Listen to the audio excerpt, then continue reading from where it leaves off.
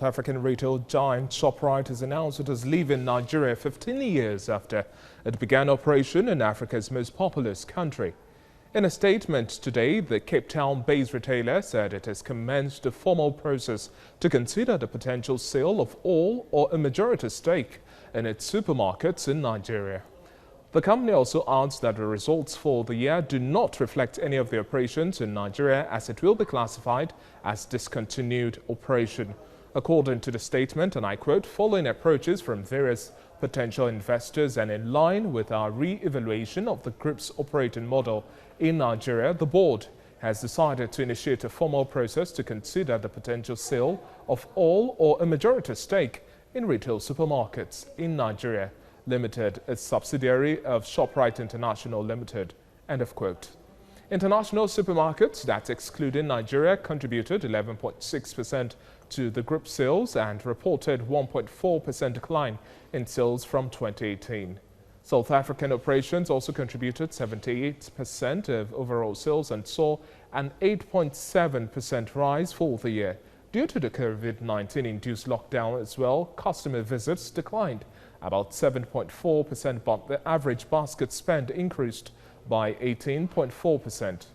South African retailers have struggled in the Nigerian market, and most recently, Mr. Price also exited the market after Woolworths did the same about 6 years ago.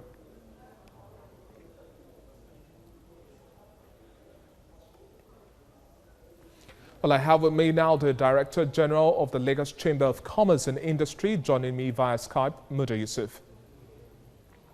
Good to have you on the news at this hour now. Shoprite is leaving Nigeria 15 years after it first opened stores in the country, and this is coming months after Mr. Price also exited the market, stating it has been approached by potential investors willing to take over its Nigerian operations, and it's also adding that there might be an outright sale of its operation or selling a majority stake. How does this report come to you at this point in time? Thank you very much and good afternoon. Well, it has come to me as a big surprise. I was surprised because the Shoprite chain is the leading supermarket chain in the country. And apparently they are doing much better than other supermarket chains in the country.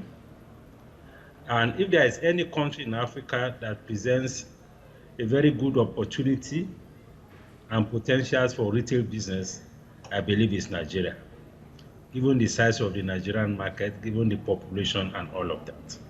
So it came to me really as a big surprise. But my feeling is that perhaps the fundamental reasons were not actually disclosed.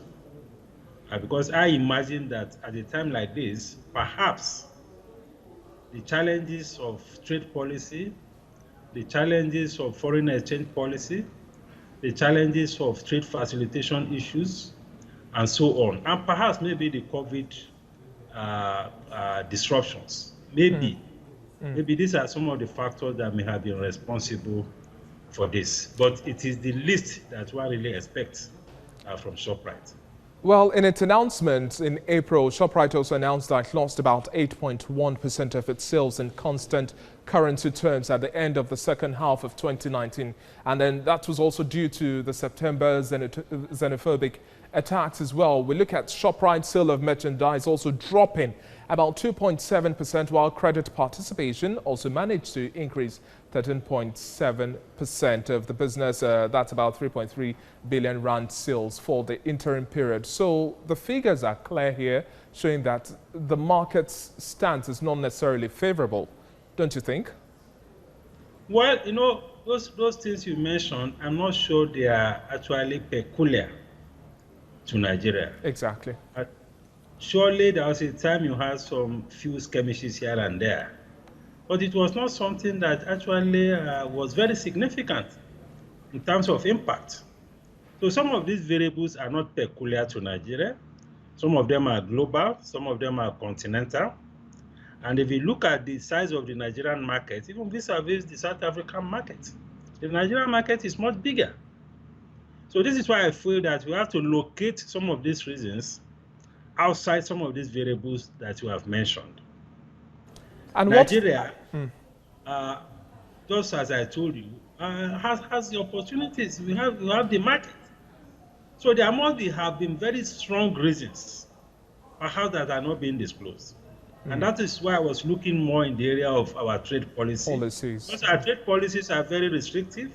Our foreign exchange policy now is becoming increasingly difficult in terms of the liquidity, in terms of remittances, in terms of the ability to import products. I know quite a lot of things that are sold in the retail business in Nigeria are imported.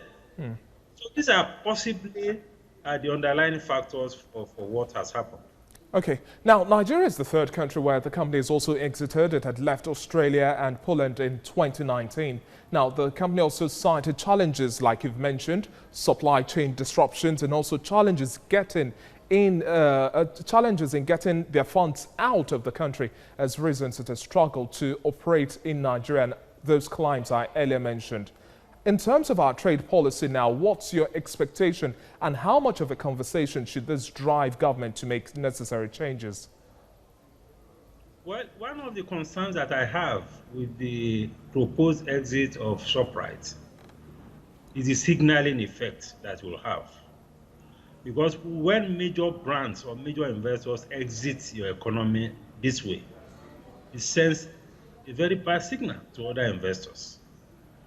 So what this is telling us is that we need to look properly inwards. We need to be more introspective, look critically at our business environment, look critically at our investment policies, at our trade policies, and at our foreign exchange policies.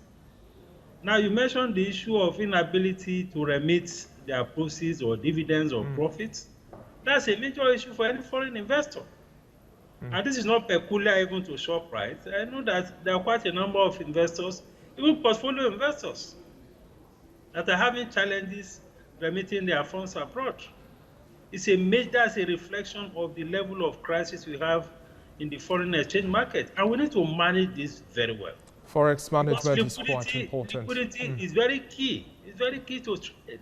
It's key to investment, whether domestic or foreign. Thank you very much for your time on the news. And this are Director General of the Lagos Chamber and Commerce Industry, Dr. Muda Yusuf, on the news at SR.